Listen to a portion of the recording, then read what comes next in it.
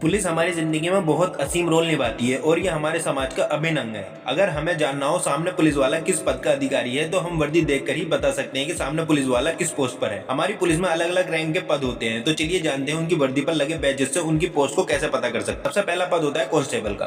Constable की वर्दी पर कोई बैज नहीं होता, वे सादी खाकी वर्दी पहनते हैं। इसके ऊपर आता है senior constable. Senior police constable की स्लीव पर ये स्ट्रिप लगी होती है।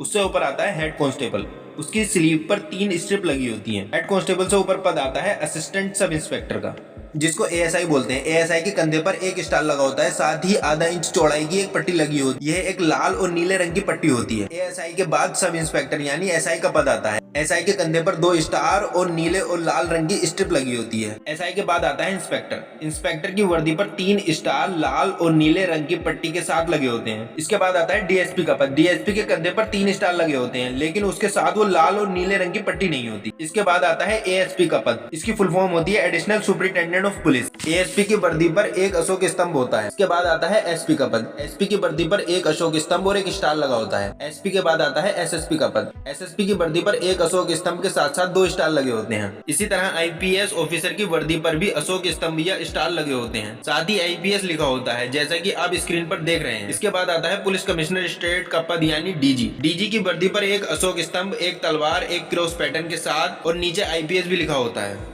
इसके बाद आता है डायरेक्टर ऑफ इंटेलिजेंस ब्यूरो का पद यानी आईबी। आईबी की वर्दी पर एक अशोक स्तंभ, एक स्टार, एक तलवार, एक बैटन होता है जो आपस में क्रॉस में लगे होते हैं और नीचे आईपीएस लिखा होता है। सो गाइज, ये थी कुछ जानकारी इंडियन पुलिस पद के बारे में। We hope you enjoyed the video.